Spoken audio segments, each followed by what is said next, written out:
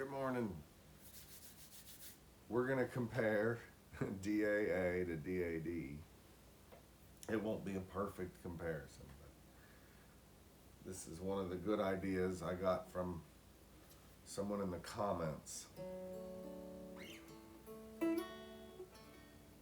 So how do I do this? Well, I'll tell you what. Let's start off with just file them cabbage down with no chords. So here's DAA.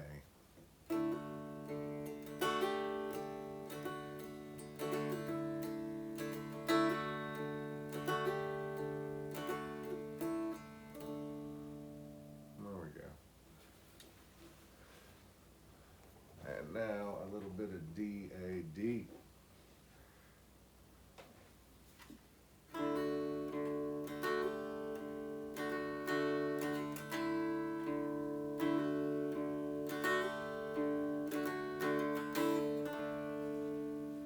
I want to do it again.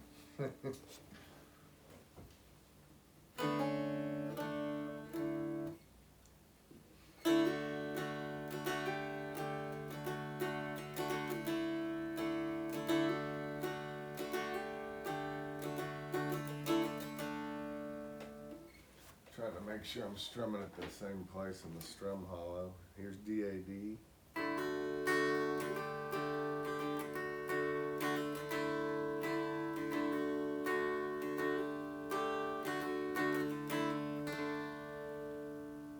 You know, that sounds brighter, doesn't it? It's also, these strings are old on the DAD.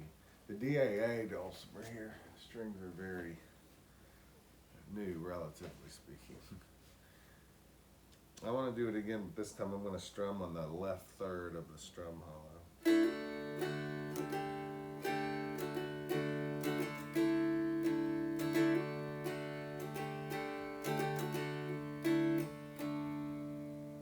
Back to DAD. Is this nerdy or what?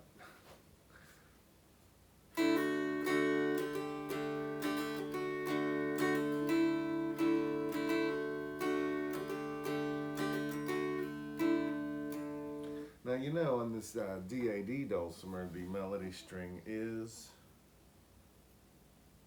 a thinner string tuned up to a D. Maybe the thicker string on the DAA has a warmer tone. It's less bright. Of course, changing string gauges on either one of these would have some effect on the sound. The instruments are pretty much, they're almost the same dulcimer from Terry McCafferty, but there's always going to be little differences. But I think that fatter string on the DAA dulcimer is coming through. Let's try some chords. So I said in the previous dulcimer diary that if you played flipped chords on a DAD instrument, you could get the same chords that you get on a DAA tuning. So let's see what happens there. Which dulcimer is this? Fair enough. This is crazy. Let me start on the DAA dulcimer. That's what this is.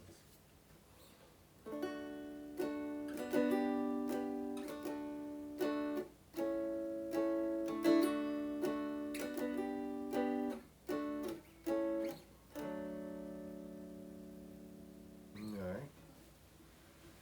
And over to the DAD tuning.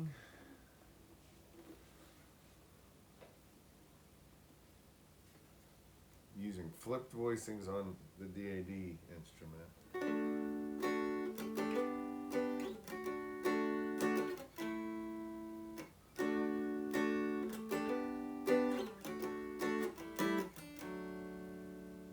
Try that again.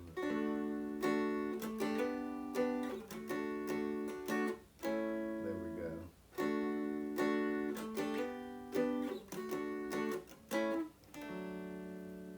I want to hear that again on the DAA. Strangest dulcimer video ever. Keep forgetting which one I'm on. Here we go.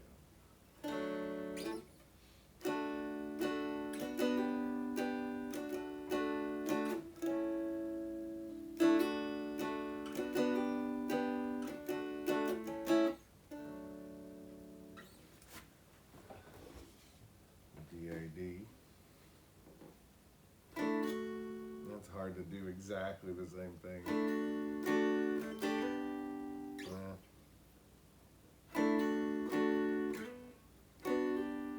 Yeah, so here's a good point. Some of the things I would do with my hand are different in each tuning. Let's simplify this. This is D-A-D, no slides or hammer-ons or anything.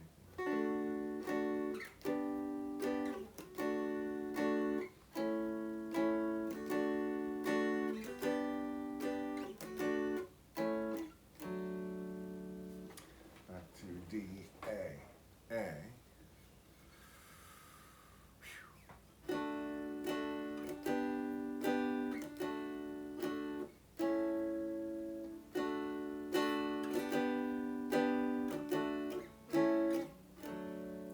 Yeah, so this is interesting. When we just did the melody on the D-A-A, that melody string sounded warmer to me, less bright. That was a thicker string. When we went to the D-A-D Dulcimer and did melody only, this is earlier in the video, thinner melody string sounded brighter to me, not quite as warm. Then we went to chording, playing bottom cabbage with the chords. On the D-A-A Dulcimer now, that sounded thinner, a little brighter overall. And then when I did the same exact notes on the D-A-D Dulcimer, it sounded warmer and darker. So that's interesting. And then also this idea that there's different options available to you because the different tuning makes me use my hand differently. And so some of the creative choices I have are different in each tuning. That's a good point. Well, that was a good idea to compare them. As far as what some of the creative choices are, now that's cool. But let's compare open and close voicings. So on D-A-D, if you want to just play your normal chords, I'm going to do D. I'll do the same thing again, but this time I'm going to use open voicings. These are not flipped. This is on D-A-D.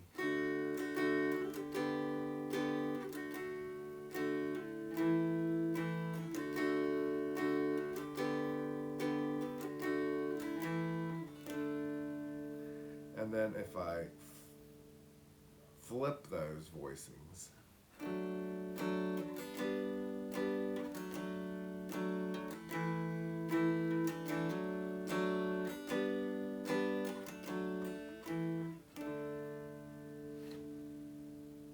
here's the regular and the flip.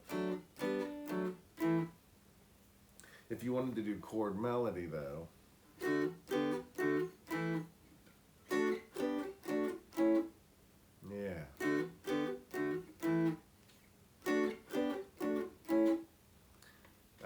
so when I do the regular chord shapes, the melody string is the highest fret number. But when I flip and I want to play the melody, bottom cabbage, I have to use the next shape up, which is the slant, flip them. Now the melody string is often the lowest fret number.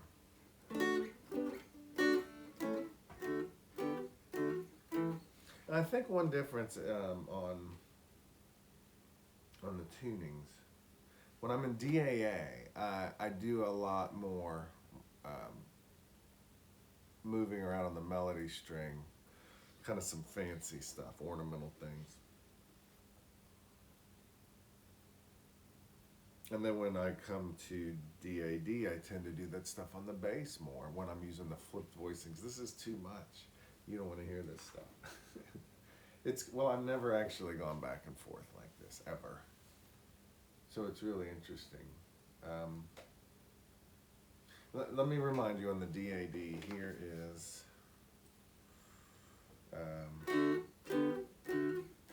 those are just just regular DAD chords. 002 starting on the bass. 002, 013, 002, 101. Listen to that.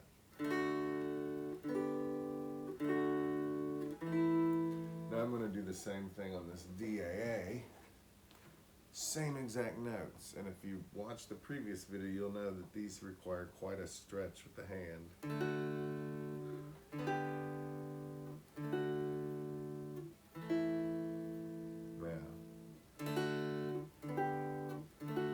You know, there is a different sound. I'm not going to pick one over the other on the tone, though. Because sometimes the DAA instrument's warmer and other times it's cooler. And the same can be said about the DAD tuning. So, but as far as the arrangement choices and the stuff you can do, I would say what I really like about the DAA tuning is you've got two strings that are close together that are the same note, the middle and melody. And you can walk a scale where you do one note on the melody string, the next note on the middle, the next note on the melody, the next note on the middle. These are called harp scales. So listen.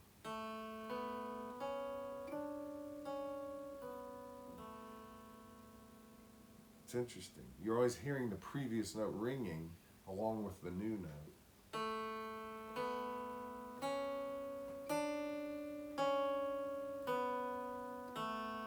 Now that's a pretty extreme example, but I know that I put these into my playing in DAA.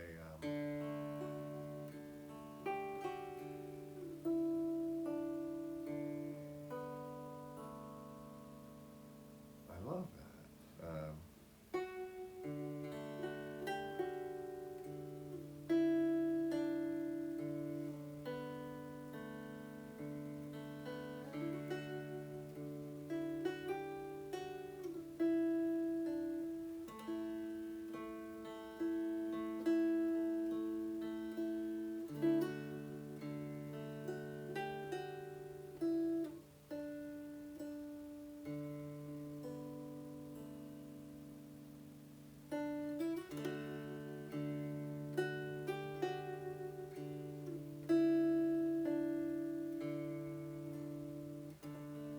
I wouldn't normally do it that much, but it's a neat effect, along with the rattly refrigerator there. Now you can do that kind of stuff on the DAD Dulcimer, but the next note in the scale is not quite so close in DAD. I have to go all the way up here. So in the DAA Dulcimer, it was very next fret over, but over on the other string. And DAD, I've got to go from 2 on the melody to 6 on the middle.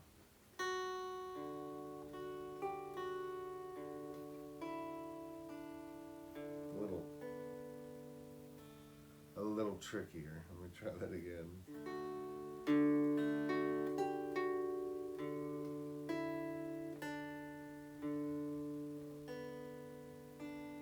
Yeah, and certain things aren't as possible for that kind of stuff. It doesn't really matter that much. I mean, you can do these things on either instrument. It's just some of them are easier here, some of them are easier here.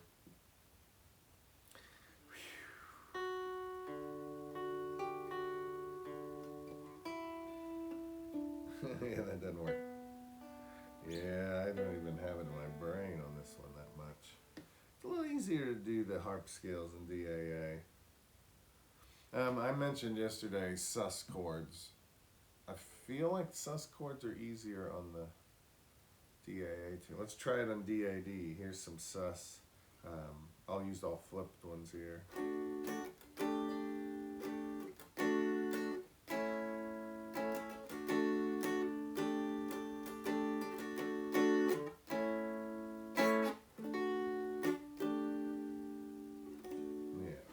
Same thing on DAA. Wrong.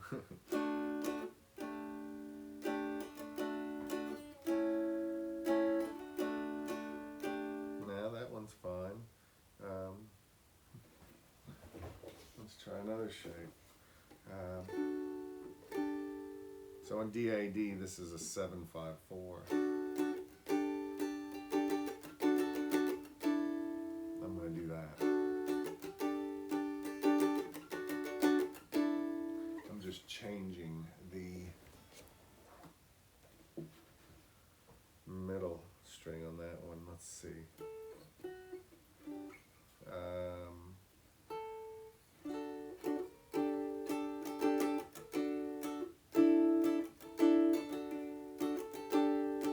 It's about the same. It's about the same. So I don't know why are we doing this? Well, let me show you a couple other things. There were some other questions. Somebody asked what I did to the saddles so that things are more in tune. I'll show you the DAD one first. And I don't know if the camera's going to pick this up. And I don't have my reading glasses on, so hope I'm describing this correctly. But on this one, can you see that? Is that in focus? Let's see. I'm not even sure. But the bridge or saddle, whatever we're calling this thing, the bass string, if you'll see it, the edge of the bass string side is farther this direction. And the melody string side of the saddle is not that far. So this changes the open length of each string. The bass string is actually a little longer. The melody string is the shortest, and if I'm not mistaken, the middle string here is in between. If you look at the DAA instrument, there's similar things going on. Now on this one, I modified a bridge that had been set up for DAD, and I turned it into a DAA, so this will be a little hard to detect. But Terry made the bridge so that the bass string and middle string are longer than the melody, but then I went in and made sure the middle and the melody were the same length by using one of these little round files, and I don't know if you could see that little half moon in there. So how do I do that? These little suckers, they're really good for this. And one in particular, I use them here. It's the one that's the most rounded. Yeah, I don't think that's gonna focus on that. And I'm not gonna go through this whole procedure, but you take this, you loosen the string. Sometimes you can just put like a Sharpie marker under there, lift the string out, and then you're running the edge of the saddle back. And I take my time, and I'll do a whole bunch of them, and I count. I put the string back in there, make sure it's tuned up, check with the tuner, and what I'm always trying to do is make sure that 7 fretted on a string matches the harmonic at 7. And I'll look at a tuner that's very sensitive, and it will tell me how I'm doing, and I get it real close. So those little files are great. Maybe I could do that on camera one day, but not this morning. I think it wears me out a little bit, to be honest. So there's that. Someone mentioned about if I had had an 11, I think he was suggesting the tone would be much different than these. Or maybe I forget. But a 10 on the melody string versus an 11 versus a 12 versus a 13, 14, 15, 16. Yeah, there's going to be a tone difference. We just tested that out. And I heard from Dan Evans. Hello, Dan Evans. I went to his website, and you should look up Dan Evans, Dulcimer. You'll find his website in Google. He's got a couple articles on DAA. One is his history of DAA, why he uses it, and there's another article on the chords, and it's pretty good. He's got a great sound in DAA. And I also put in a couple calls to some people. I'm hoping to just get a little more info on when the tuning was changing, which I suspect was maybe more in the 80s, 1980s, when there was a big shift from DAA to DAD.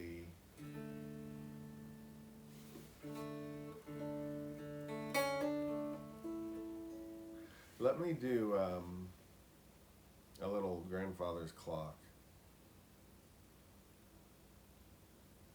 Man, switching between dulcimers is also wearing me out. I'm going to do grandfather's clock in DAD, and then I'm going to do it in DAA, and then we'll wrap this up. I wanted to try this out this morning. If you've made it this far, you are a trooper. The pick you use is going to make a difference.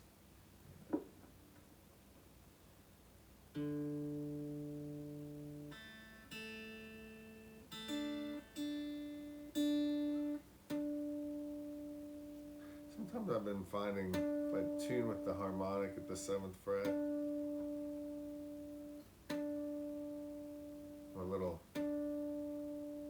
my tuner is easier to see.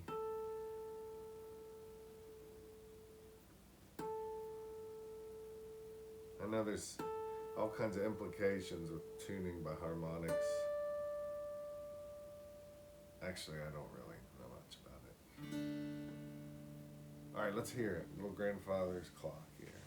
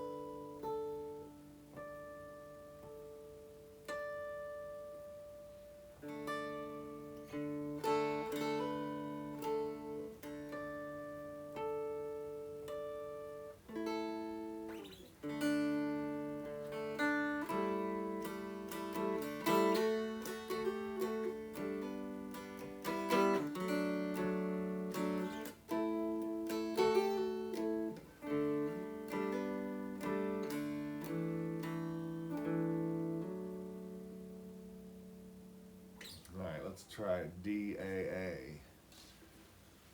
It's going to be a different arranging style. There's different options. Some things that were easy now are harder, and vice versa. If I had to pick one of these, which one would I pick? Would my life be significantly changed? I'll tell you,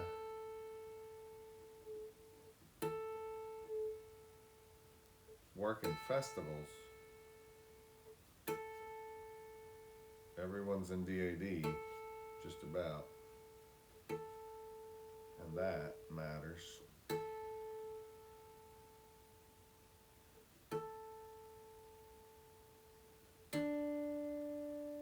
I remember people used to say you should start people out in DAA because it's easier for beginners and then move I totally see their point, but I think it's better to, I don't want to do two tunings right away with a beginner.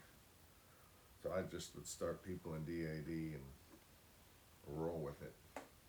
So here's DAA, a little bit of grandfather's clock. Let's see if I can do it.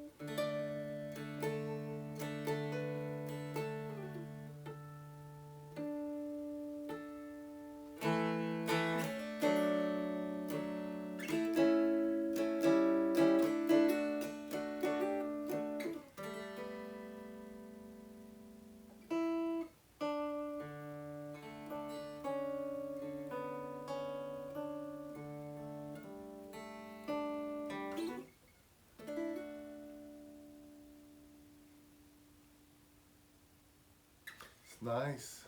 It's nice at DAA. So if you watched yesterday's video, the whole idea is I think DAA gets a bad rap because in order for one instrument to be able to do both tunings, you've got to use a much thinner melody string.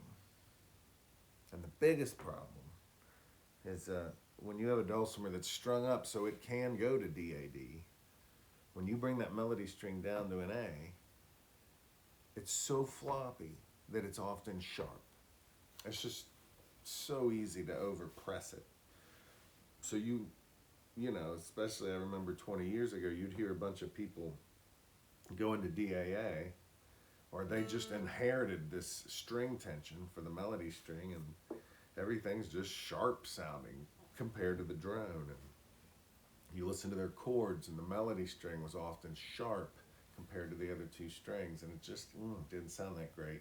Also, when you lower the tension that much on a string, you don't get as much resonance. It just sounds dull.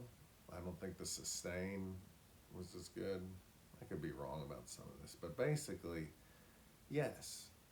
In that setting, you compare DAD to DAA, and the DAD sounds brilliant and strong and clear. But if you get the string gauge right for DAA and then compare the two, I don't think it's that big a difference. At that point, I think you just get different creative choices. And it could be argued that DAA is better for beginners because the melody is so often just right there on the melody string. And you could even get rid of your 6.5 fret in DAA and have a pretty good life. And you've still got some alternate tunings, and you can still capo. One of the things I'm not crazy about with DAA is how the melody goes so high up the fingerboard. So when I was doing that one part of Grandfather's Clock, I went 4 to 7. Where am I? Yeah, in DAD, I went 4 to 7. But in order to do that here on the DAA instrument, I had to go 7 to 10. And let me give you an example of why this matters. I Did I say I was going to wrap this up? I'm sure glad I'm not held to that. I really do need to wrap this up. So, for instance, when I get to the B part of Soldier's Joy, sometimes in D-A-D, I like to go up high.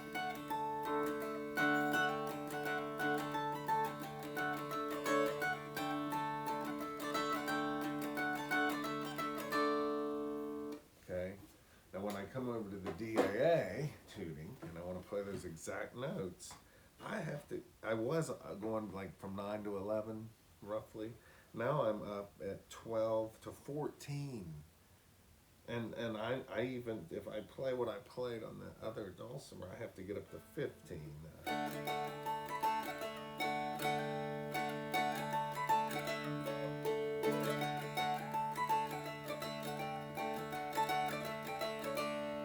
It's doable. But it does require that your instrument is made accurately.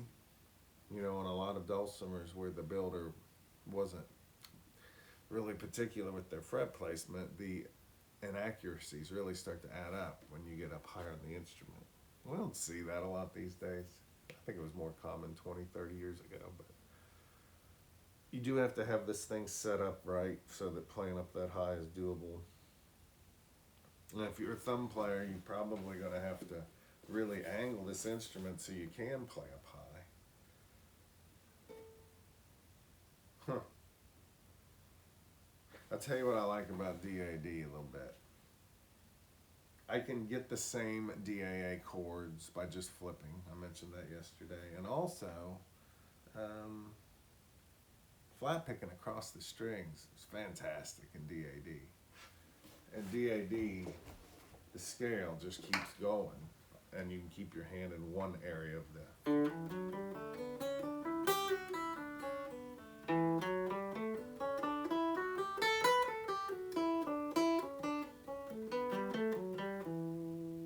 Working across the strings. When I run out of fingers on the bass, I can go over to the middle, use the same fingers. When I run out of notes on the middle, I go over to the melody.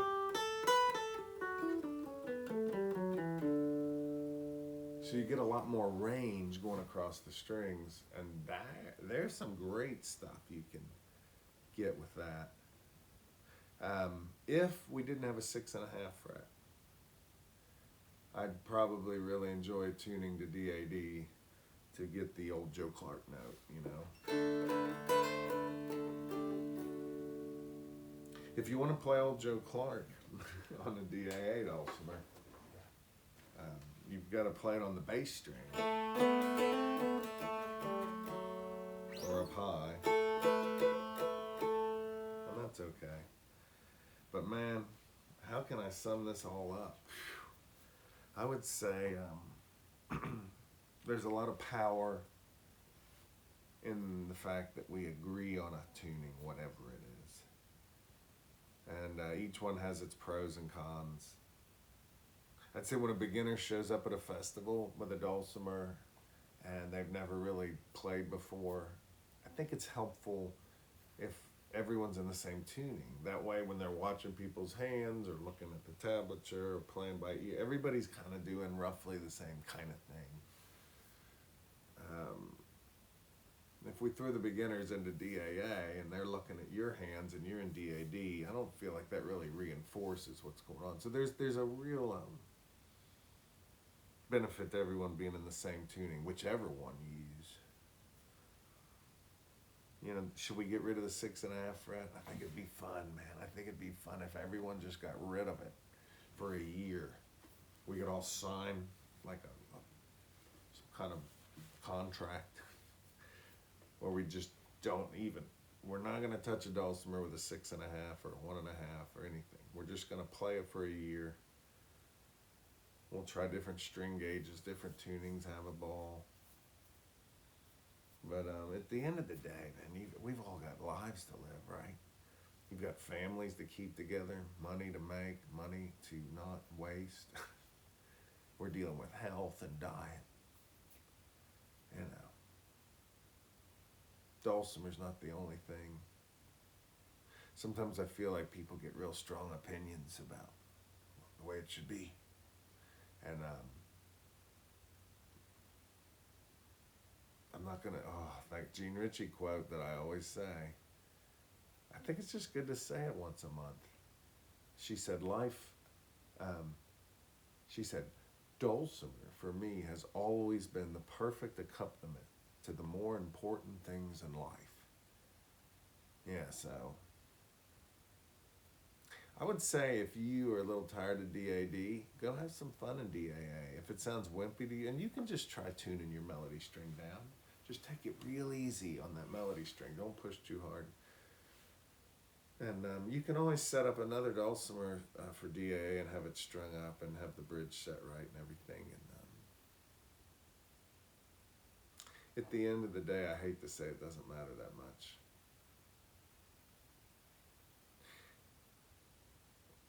It matters, but does it matter enough to worry about it? When I get on stage, I might like to bring a DAA dulcimer out to do a couple things, but that's not the horse I'm used to riding on. DAD is where I'm going to do my tricks, and I'm going to be able to play without thinking. So that means a lot to me. But I don't want to give up these other tunings. There's a lot of good ones. I better quit. Hey, thanks. Some of you, your comments and questions kind of guided what I did today. In closing, this is the video that never ends. This is a micrometer. I forgot I wanted to show you this. And you can get these on Amazon. And this thing's going to let you measure string gauges. So the final question, I had a couple people wonder what gauges I have. On this DAA dulcimer, it looks like this is a 26 on the bass. The middle string is a 6. No. Wait a minute. 15? Yeah. I have 15s.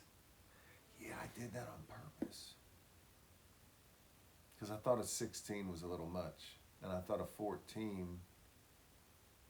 Yeah, I put 15s on here.